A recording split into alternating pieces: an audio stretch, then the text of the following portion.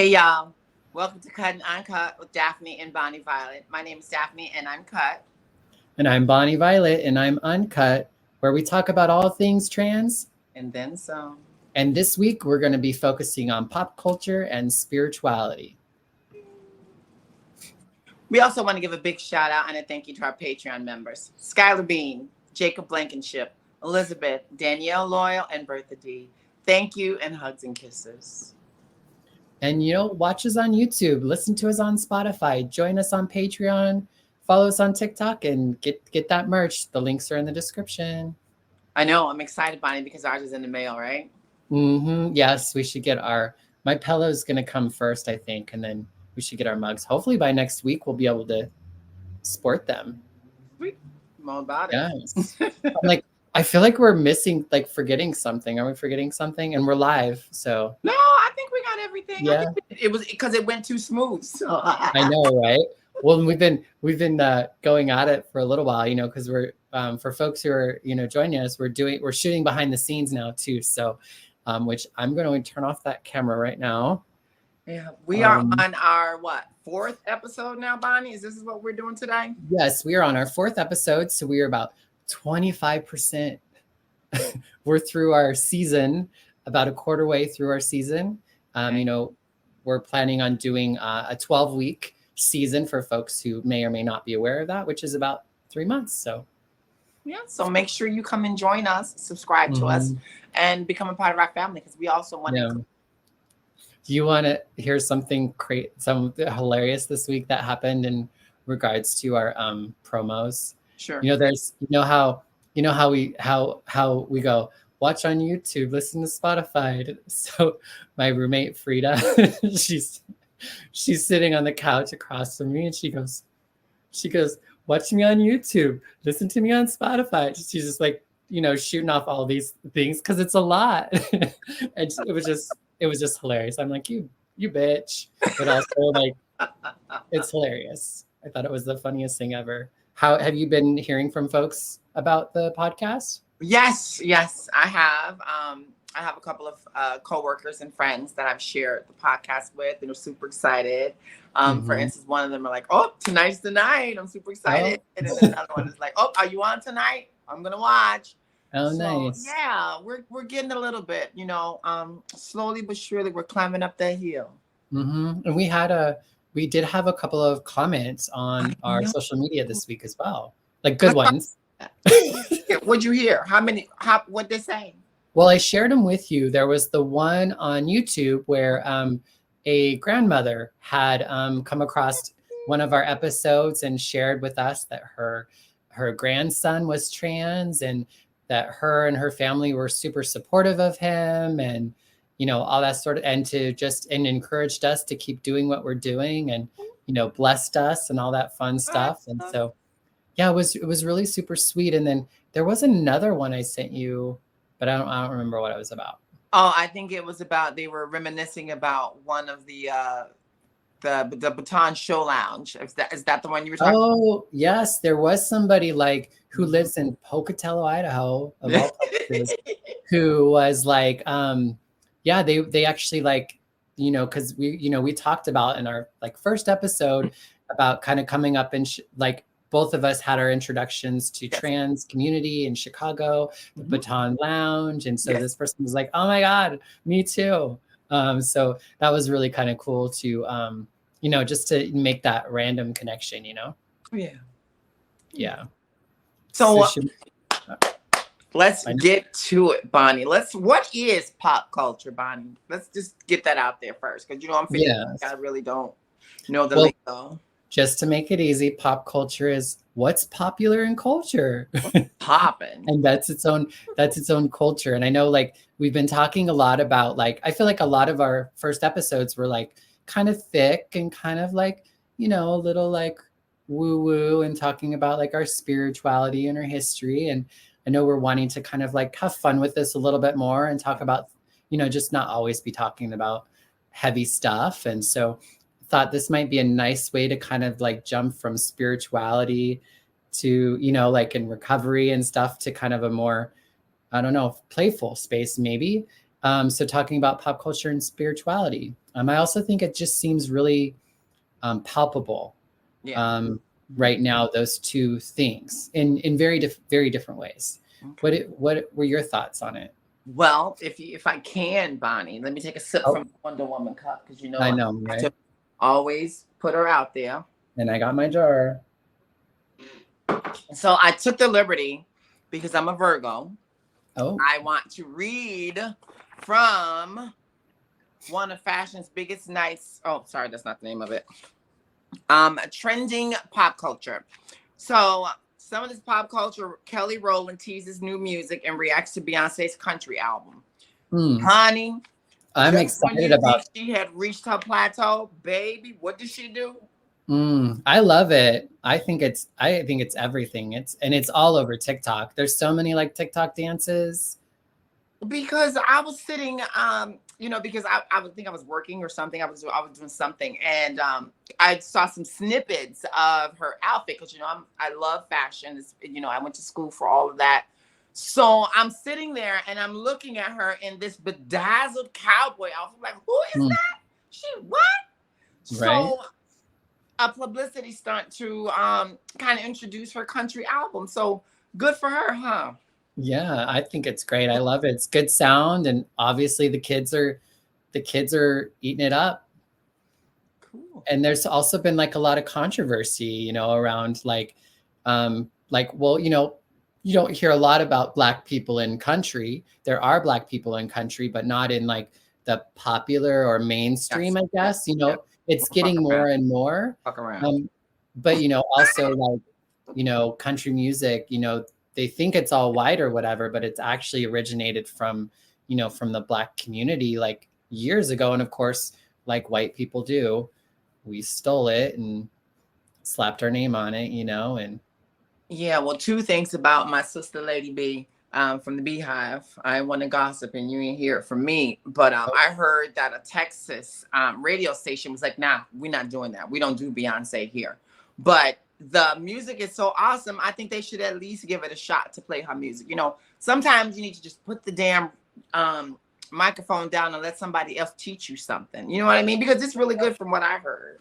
Yeah. Well, did you know that hi Bertha? Yeah. Did you know that Beyonce sang with the Dixie Chicks years ago? Yeah, so back when the Chicks were still Dixie, because that's something that's changed. And them being in country music, they had made a comment about the president, and then they got like blacklisted and all that from country music, and it was kind of big to do. But right around that time as well, Beyonce sang a song with them. I don't remember what song it was, but they sang together. And I know like the leads of the Dixie Chicks, or the Chicks, she really just loves Beyonce, and she really loved working with her. Yeah. I mean, I just have to say I love her. She's a powerful force to be reckoned with. And Bertha said, yep, they got canceled. Probably one of the first. I mean, I wonder if that was kind of one of the first big. I'm sure there were plenty of like getting canceled before, but I almost kind of feel like maybe that was one of the first like the shade cancelings that happened. Well, a part of the spirituality part. They say Miss B is a witch. And they also say that she's a part of the Illuminati. And that's just what I hear. I ain't one to gossip, and you ain't hear from me, but that's a part of the spirituality part on that piece of pop culture, Miss Bonnie Violet. Put that in Bonnie Violet. Well, and I don't know if that's spirituality or more about religion and politics. Like that's causing that sort of like rhetoric, or the witch hunt, so to speak. The witch hunt, Salem witch trials, and all that happened a long time ago, but there's still modern day witch hunts. They're not always talking about witches, but Are you a good witch or a bad witch? Witch is a witch. Okay, moving along. So then we have Miss Jennifer Lopez announces This Is Me, now the tour. What do you think about Jennifer Lopez in the pop culture eye? I don't know. I mean, she's not in like the like Main in the Eye. I feel like the things that I've seen are more around like Ben Affleck. And then, but she did recently, didn't she recently like publicly like talk about her non-binary? Ooh, no, I didn't hear about that. I thought she shared a story about like her, and I don't remember the term. I'm a horrible queer person, but like somebody who's non-binary in like the same status of like a niece or a nephew. Yeah. I don't remember what the term is a nibbling, I think. But anyway, I think she had talked about that. That's all I know as far as like queer pop culture-ish, I guess. Well, I have to say, because her music is so fabulous, you know, she's got these great beats and her voice is awesome. I love the way she moves and her fashion is always on point. Plus, she has an amazing movies, which she has another one coming out right now. So I think Jennifer Lopez is still a major factor and still in the front running of when it comes to being still relevant in any culture. It's not just the queer culture, but you know, J-Lo, she's J-Lo. Yeah. No, I agree. And I think as far for music, that's what I've got. What about, you know, I mean, I think another thing that's kind of been in the pop culture conversation again is Lil Nas X, and, you know, kind of not coming out, but really making a public statement about being gay and Christian. And then also then having that like Jesus song, I think it's called JC or something. But I know a lot of people were up in arms about, you know, that video and stuff. And it was really interesting because the Devil made a cameo again, which, you know, the Devil was in the first Montero, you know, the Call Me By Your Name. What was it? Call Me By Your Name? Call Me By. You know, I don't listen to Lil Nas, child. You don't listen to Lil Nas X? Mm-mm. Oh, it was like he was like stripping, like and lap dancing. He took a strip pole down to hell, and then gave the Devil a lap dance. But it was like a huge, like, you know, all the Christians got up in arms, but a lot of don't blame them. Well, yes and no, but I mean, it's like that's what they tell us. So it's like, you know, they're always telling, you know, there are certain parts of Christian faith that you know, that is constantly telling gay people and queer people that we're going to hell and we are demons and of the devil and all that sort of stuff. So it's like, fine, then this is, you know what I mean? Like, then just kind of embrace it or whatever. And kind of, I mean, I think that's how we have to do that in order to kind of heal. And I think to really like, you know, hopefully push to change the narratives of things.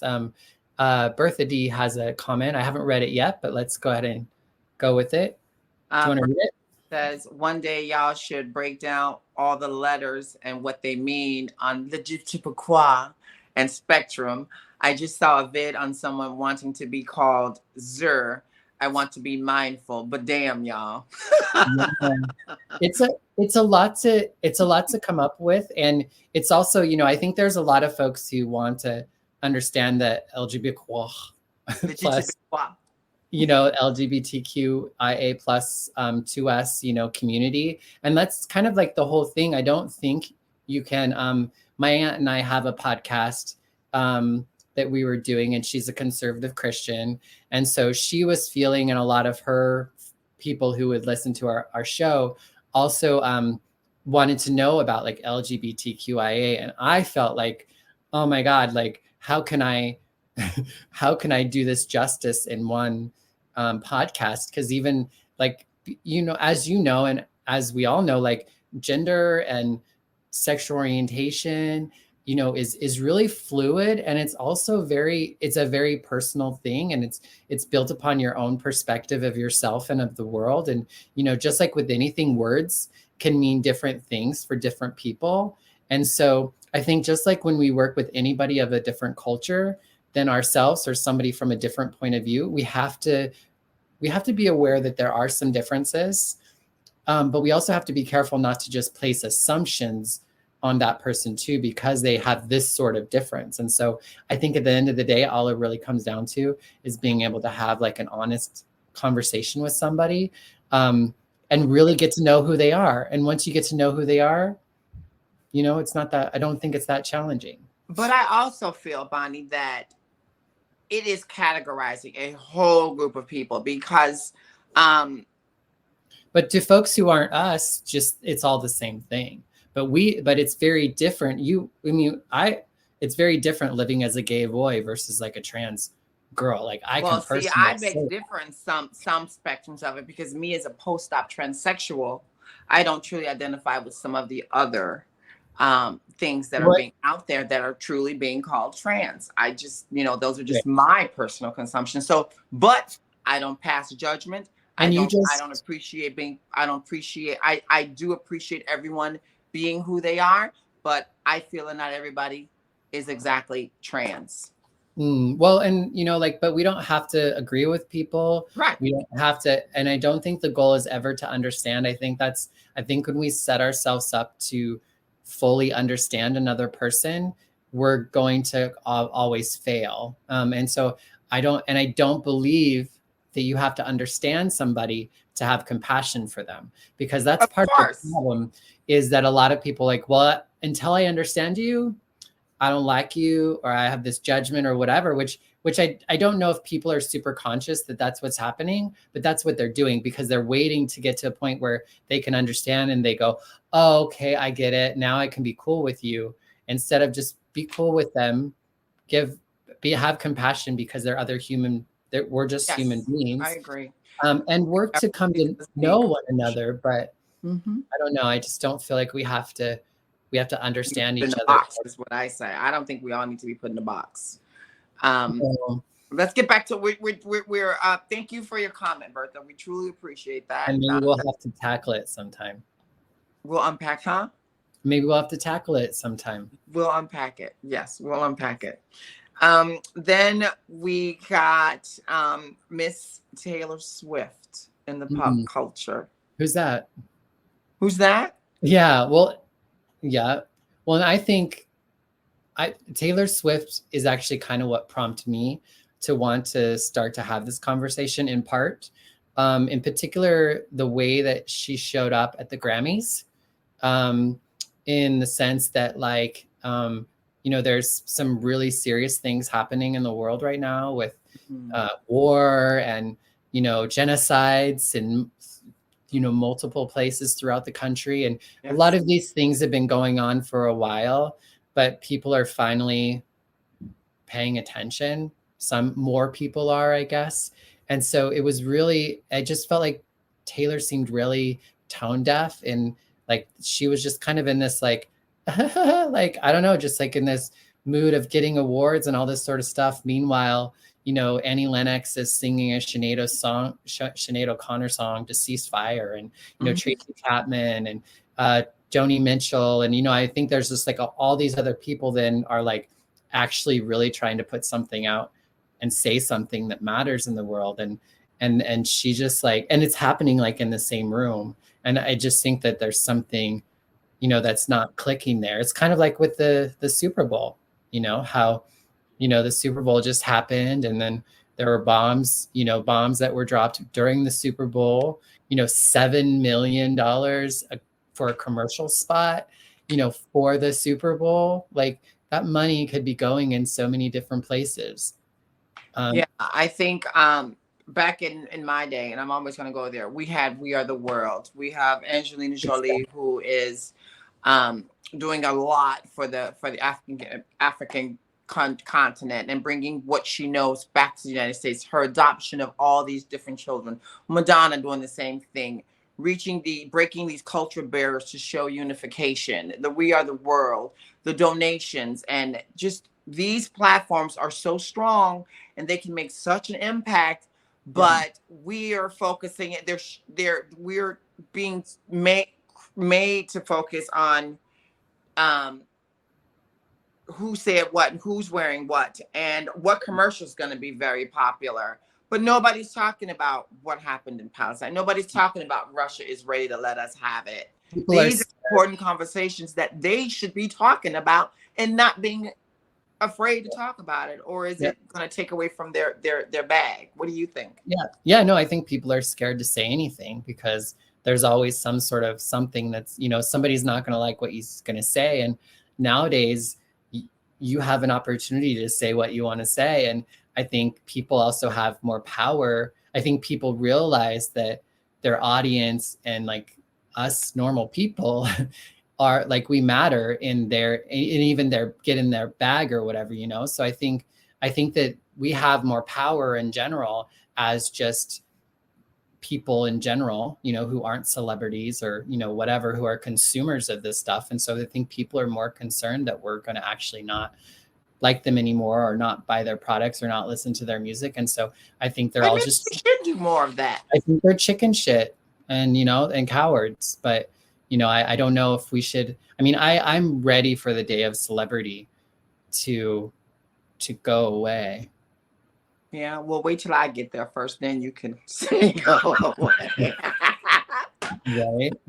So, do you have a desire to be a celebrity? You know, I think I want a platform to create love and unification. And I've said this, that is my hope for this podcast, is to reach a platform, to bring a brand where I can promote love, kindness, respect. Don't be afraid to speak your truths, because it's a hard journey to handle, but you also have to be prepared for the reaction. And that's the reason why I was afraid of doing it, because people are crazy out here these days, you know, but I guess you have to get thick skin. What do you think? Right. But I think your intention in that isn't to just be famous. It's like, no, not that. It's to be a celebrity or be a famous in order to be able to have influence, you know, which I think is, you know, again, it's kind of like checking motive. And I think because we do live in a time in which being famous or getting in the mainstream, getting a part of pop culture is a way to actually begin to have a platform, to begin to have an impact that seems big enough. But, you know, I think we have, and I know we've talked about this before, that, you know, like we are happy with whoever is going to end up coming across this. You know what I mean? Yes. Yeah. Yeah. So we also have some talk around the P. Diddy and the Jay-Z scandals. What do you think about that? You think there's anything going on with that? Because that's what they're talking about. They're not talking about he's doing anything good. They're talking about he did some things to another artist, and a lot of other artists are stepping up to throw him under a bus. And then it was marked that Jay-Z is next. Where is the positive? And then I want people to join in. I know, Bertha, you're very smart. You know exactly what's going on. Share your thoughts on what some of this influential people can do to I think there is maybe a reckoning that's happening. You know, I think there's a reckoning that's happening with people, that you have to have, like, having integrity and transparency, I think is just becoming, it's more and more of a thing. We don't have much privacy anymore. We don't have, you know, like, there's so much of our lives are out in the open. And so, and so I don't think there's room or space for people to be deceitful or to keep things in the dark, which I don't think they should. You know, I think, you know, I don't think that's, like, to talk about the spiritual aspect. You know, I feel like in some ways, you know, maybe there's a reckoning that's happening, that folks need to just be honest about who they are and what they do and how they do it. And also, like, maybe change some behaviors. It just sucks because some of that stuff, like, just because you're gay or you're having sex with men or whatever, that's not a bad thing in and of itself. You know what I mean? Yes. It's just all the other stuff that comes along with it. So do you know, we, as, you know, Black Americans, we are using the term woke a lot, and it's upsetting a lot of people. And I think spiritually that's what the world is experiencing now. A lot of people are being awakened to a lot of the things in the world that just don't fly anymore, you know, and we need to do something about it. So I don't want to say it's bad for people to, you know, shame on you for, of course, shame on you if it is true. I'm not saying if it's true, if it's not.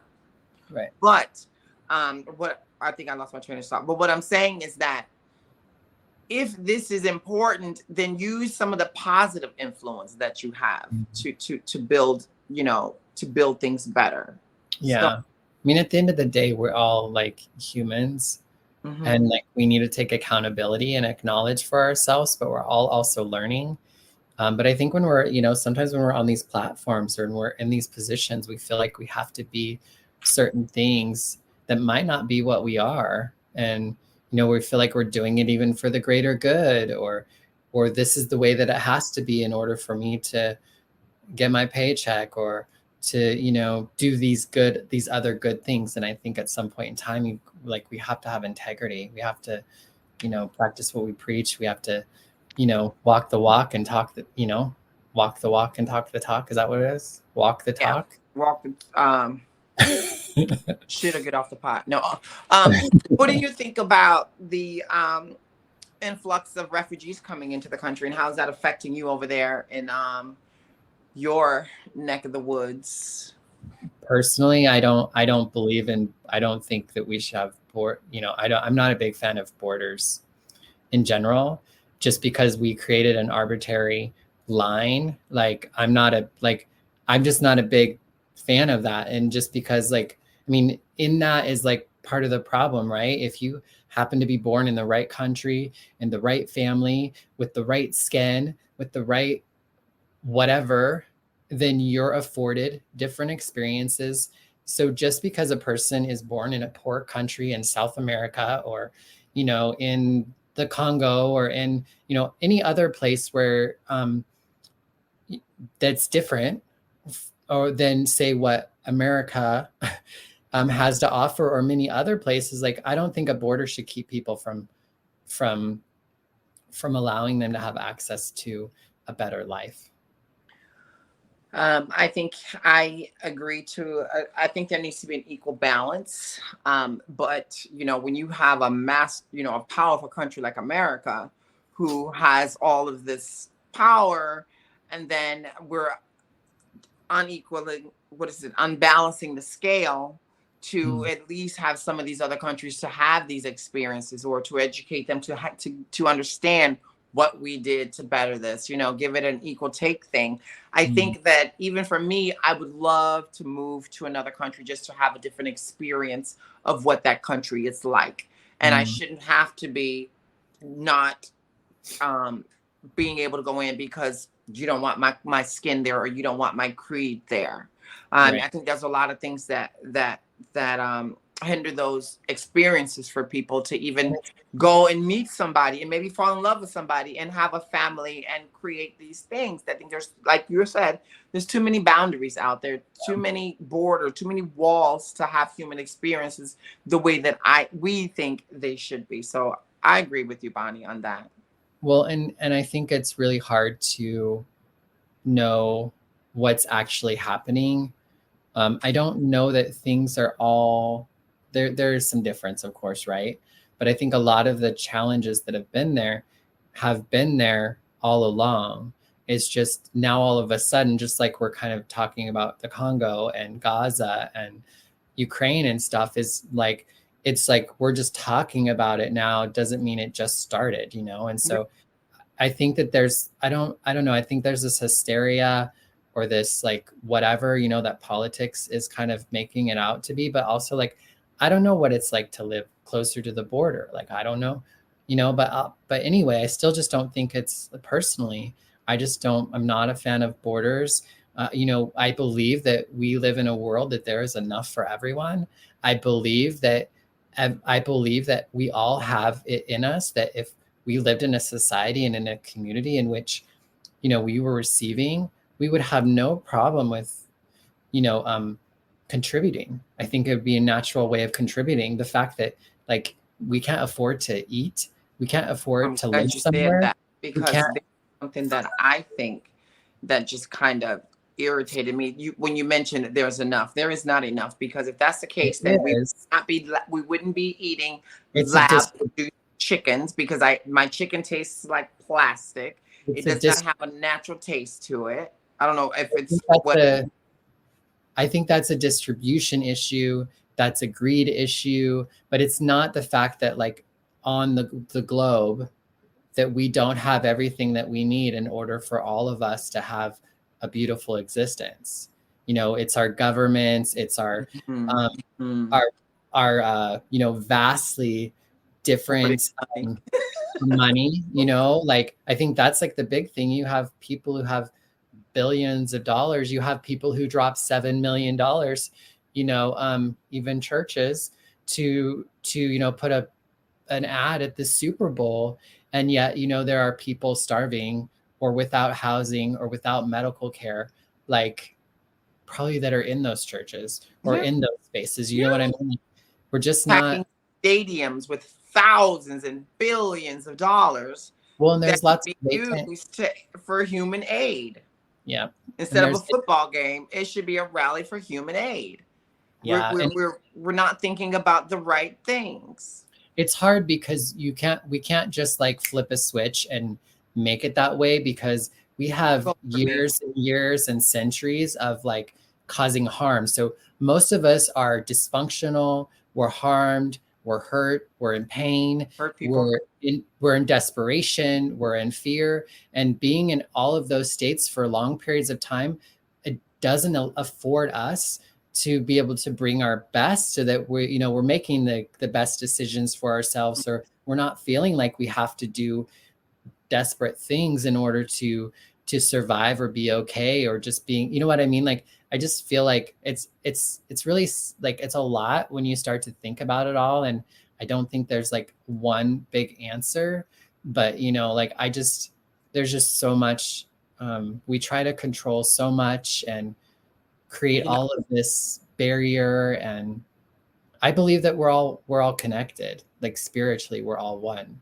I was reading, you know, I'm in school for my bachelor's in science for project management. So I've been taking this class on um, Egyptian tombs and treasures, and I'm reading about the pharaohs and the mastabas and how some of these pharaohs began to mass all of this wealth, and what they used it for was to create these elaborate pyramid tombs for the afterlife in the Mm. name of spirituality for the afterlife. But yet they went into these other parts of the country and massacred and killed these people and hoarded their gold. So it's not that it's new, and it's not that America has done this only. This has been going on for centuries of this type of behavior.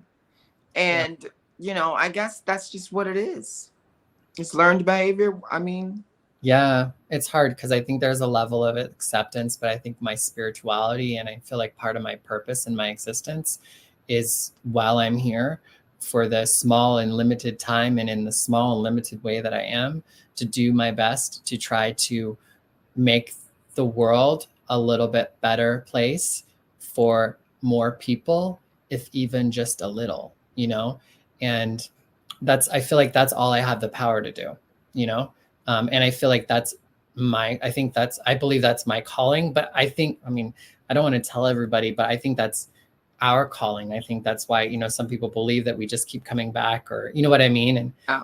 I just feel like that's part of it, is we're trying to get to a place in which we can actually show love and respect for one another, and not be fearful of one another, and to be able to be generous and kind and all these sorts of things that I know that deep down within us is more our nature than what has developed in us and has been passed down from generation to generation due to systems and structures and violence and all that stuff. I don't know where I'm going with all this, but Well, you know, yeah, I had something and then I lost it. You know, my sister and I, we went to a movie last night. We went to go see Bob Marley's movie last night. And it was so cute to see her she's, yay, Bob, and she's singing. There's a Bob Marley movie? Yes, it came out yesterday, as a matter I of would fact. love to see that. And this is my sister's husband, but she could keep that Bob, but I would definitely take the new one. This actor, he was gorgeous. But I really have to say, I value her opinion on how this movie went. Oh, there she goes. You know, Bertha comments, you both are very brave, and this platform is a tool. It's hard being heterosexual too. Yeah. And female and black and educated. People just don't know how to even say hi. I ask for your name to be safe. That's powerful, Bertha. Yeah, and very well said. And I think that's a big part of it is a lot of us are, are hurting in a number of different ways, and hurt people, and healed people heal people. And Yeah. I feel like I just even think like growing up, I knew who my neighbors were. We liked, we knew each other by names. We shared things, like I feel like the older I've gotten, and I don't know how much of it is around oldness, how much of it is around around oldness, being trans, but I think it's also like the state of the world. Yes. Is that like, now I live in this apartment complex. I've been here for a year, and I've never gotten to know any of my neighbors, and I've maybe only said hi to 2 people. Have they said hi to you? Yes, only like 2 of us, because they were like walking their dog or something, because I too am just so stuck in my own world. I'm also scared of the world, and so it's like I know like my eyes are down. I'm not trying to be seen, you know what I mean? And it's sad because we're all running around feeling disconnected, desperately wanting to connect, desperately wanting to be a part of, and yet we just struggle to do that. I was going to share that, Bob Marley that movie was so inspirational, because I enjoy the music, but I've never knew the man. And my sister is a heartthrob of his, and she knows his struggles, you know what I mean?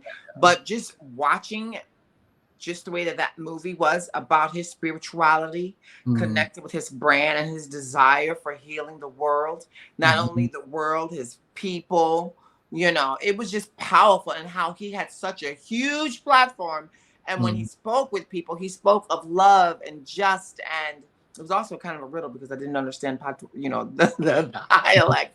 Yeah. But that is a platform that I would strive to have. And I think everybody in the world should carry a message in their hearts like Bob Marley had. Right. They tried to get him too. So, you know what I mean? It's out there. Evil is just out there. Yeah. And I would love to watch that and just to learn a little bit more about him, because all I know is from his music. But I would say everything you just said is what I feel like I felt in his music. Do you know what I mean? Like, I didn't feel like I had to know him or know his story to, like, I feel like it comes through. Huh? I knew that already, right? Like, I know I'd read some of his things, his music. Like, I was like, that is not that, like, the creator of that has, like masses. You see the masses with the message. He had a message, and it came through. Do you feel that's powerful? I feel like, do you think that we all have that kind of purpose even in our own little ways? Because we don't have to sing music. We don't have to be a popular artist to have, some people carry the message through their art. Some people carry it through their fashion. They make pieces. And then, I love some fashion, and I've seen some pieces that celebrate love and creativity, and that's Africa. A way of doing service. They bring these things through their message, through their art. Yeah. Art is a huge, and I think Bob Marley said that the message is in the art. You got to have a message, and it carries through there. Now, keep in mind, your message reflects who you are. So if you out there talking about some, get them hoes, pack that bag, that's the way you're being perceived, is what your message is. So we want to refrain from using those types of messages, because I think that message is what the younger generation is receiving. You wanted to say something? That's the disalignment.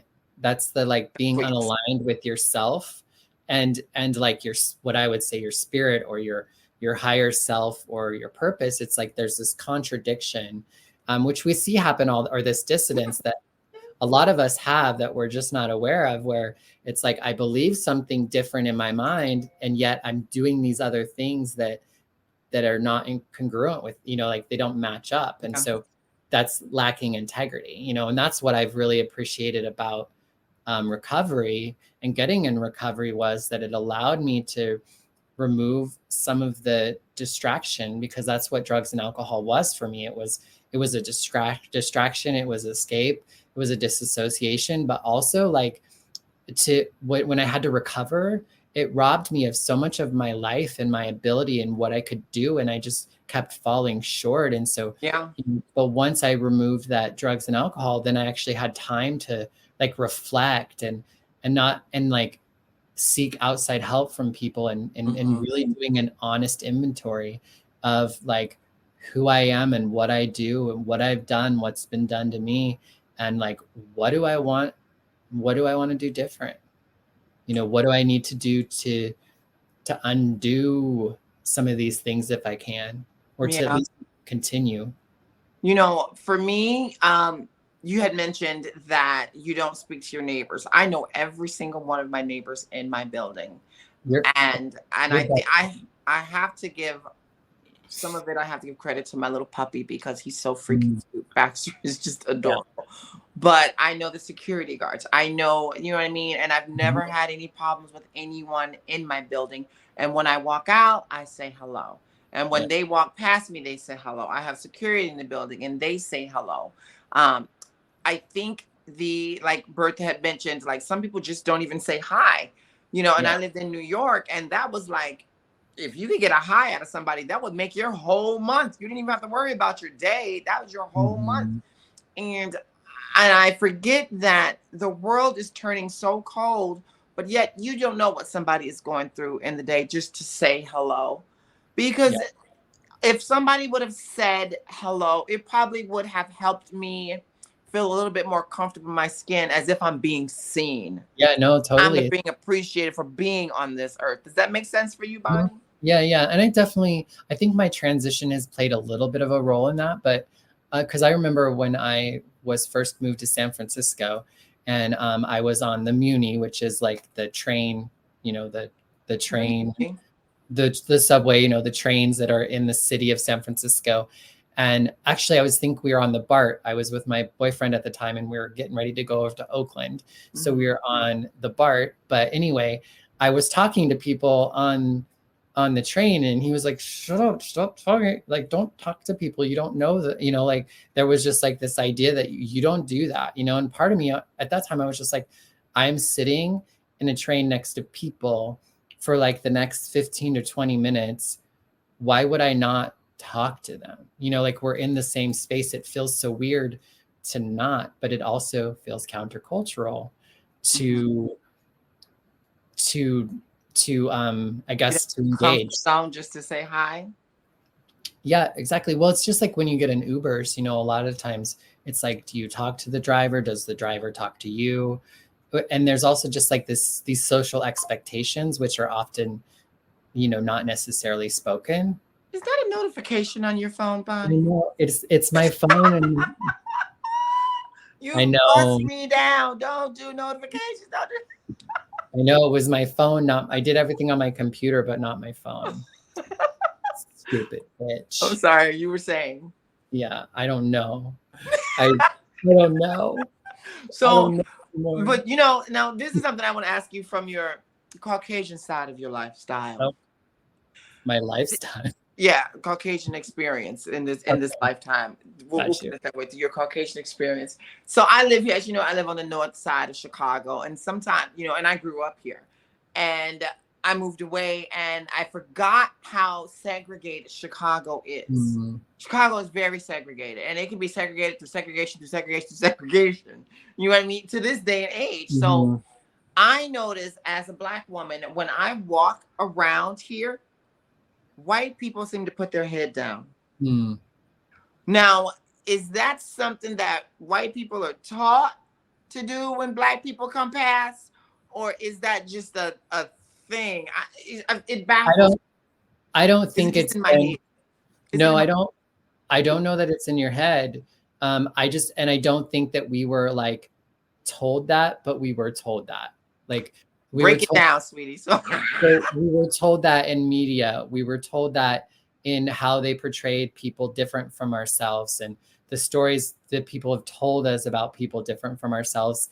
And, so I think some of that, it does it's from not from like the unknown, but I do think that oftentimes there is probably maybe, I don't know, I don't want to say exactly why that's the case, but I know it's like, I know it's the case. I think that's, I'm not that I need to confirm what you say, but Yeah. I hear what you say. And I do think it's something that we are taught and told, but not directly. Like our parents didn't sit us down and say, when Black people walk by, you just don't look at them. Yeah. Okay. Like Right.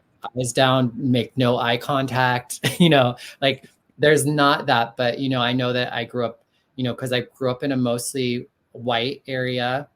There were brown folks, mostly Mexican folks. There was like one Black family in town for a little while who was friends with us.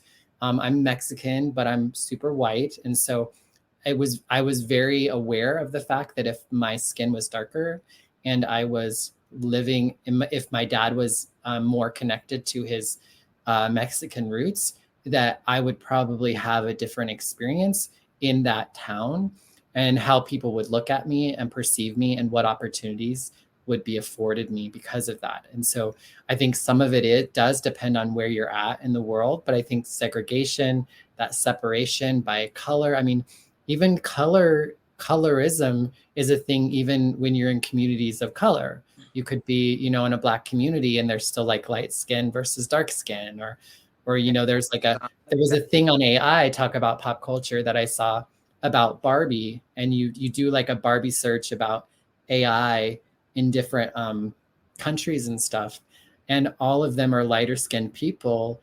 And then there's also some very problematic accessories and things that come up through AI as well, which I think is, they talk about it being a limitation of AI, but I do think I think it speaks Program. to it, and it reflects to our programming as well. And we have to do a lot to change that, because a lot of the programming happens when we're not even paying, like when we're not even paying attention, Yeah. I know I had a lot of, I remember, this is kind of, I always cringe to share this, but I remember when I first kind of had a moment of realizing my racism. When I was like 18 years old, I moved out to Phoenix, Arizona. And it was like the first time I kind of like moved away from Idaho, And so I was in a city where there was a lot more people. So it was a huge culture shock in the sense that I was always surrounded by people. But I remember having this like moment of, if I was in a room, like a waiting room, and there was a white person and a Black person, at that time in my life, I probably would have talked to the white person first. And I was like, Is that, you think that's because of familiarity? I was like, that's fucked up. But I'm all, what, there was like an awareness of like, that's fucked up, but I know that's what I would have done in this situation. It's vastly different now. But, at the time, I was 18, like, and it took me, I think, getting away, because I never would have said I had a racist bone in my body, or a racist thought, or, any sort of bias. But it was there, and as I've gotten older, I continue to find biases and, either preconceived assumptions that aren't even, I don't even have to be I don't have to be cognizant of, that are happening. But one thing I do want to say that I love is, I love Black women. I know that's right. Because, well, and I love how they show up in the world, and how they've shown up in my life. I'll just to give it, like, if I ever, whenever I get a compliment in public, it's almost always a Black woman. If anyone is going to tell me that I look good, or make a comment about my style, or about me when I'm feeling out of sorts, it's almost always a Black woman, or a Black person in general. And I walked around San Francisco with my buddy Mark, who you've talked to a little bit, your baby daddy. My You baby call daddy. him. And we were in San Francisco. we were in San Francisco a few years ago, and I was in drag, and this was like the first time he was with me, and it was like Pride. So there was just like people everywhere, and I was walking around, I was a fucking drag queen. So everybody's wanted to stop me and talk to me and take pictures, which I freaking love. But at the end of the day, I asked him, I was like, did you notice anything? Was there anything common about today? And he was like, yeah. He's like, one, there were more, and San Francisco is not a largely Black populated community. But he's like, almost everybody who was nice and who like engaged with you were Black folks, you know, like I really got a lot of life and a lot of support from people. And I don't think most white people even pay attention to that. And to say in kind of a general way. I want to chime in on that. So coming from a Black mother, they are the epitome of strength and truth. And, you know, growing up as a Black male, she made sure I did not show up the way that I wasn't supposed to. I was, you know, I remember I told you, stop giggling. If she raised a Black man, she wanted a Black man in her family. And that was what she wanted until I told her different. Right. And she had to pivot. But through that, I learned grace. I learned humbleness. I learned to hold my head up high no matter what it was I was showing up for. You walk in there with your smile on your face and your head high and your body clean. Because she always said, you go to a doctor with some dirty underwear, you know, whatever. But, and I love that, you know, and I have 6 sisters. I was raised with 6 sisters. So these sisters show up. Do you understand me? And I am so proud of the culture that I have when it comes to Black women in my family, because they're nurturers. They're strong. They have strengths beyond belief. You know what I mean? And I look at my sisters and marvel because they're doing it. You know what I mean? And they're doing it. One of the most marginalized group of people. And yet what bothers me the most for them is the fear for their Black sons. That's the only thing I think that I see that makes me sad for Black women is the fear of something happening to their Black sons. Bertha D has another comment. Do you want to read it? I can read it. Yeah. So Bertha D says, traditions, conditioning, and trauma are all passed down consciously and unconsciously. We're visual people. Even if things aren't said, our eyes are our primary teachers. Very well said. You know, I would really like to have Bertha come on the show one of these days. So because she is a therapist, a social worker, and just some amazing things that come from Bertha. And I would really like one day, Bertha, we would love to get you on and share some of your experience, strength, and hope. Yes, through the heterosexual eyes. We can have a third window easy on here. Yeah. It just takes a little bit of whatever, but that would be great. And I think maybe even, you know, I know that she had the questions around LGBTQ, and maybe it would be good if we answered specific questions that people might have. It might help us point it in a certain direction. I don't know, that could be a good conversation, or it doesn't even have to be about that. But yeah, I'd love to have her on sometime. Yeah. What do you think about Bertha's comment? What do you want to share about it? It's, I mean, 100. I think she said better. She said better what I was trying to say. So she was able to be succinct and get it done. And I was just like, but I, you know, as I do. But we are coming up on, we have about 5 minutes left. It's just kind of a, okay. So let's brainstorm on what she says guys are a big act to follow. I'm sure you can hold your own, Miss Bertha D. I think she'll be just fine. Yeah.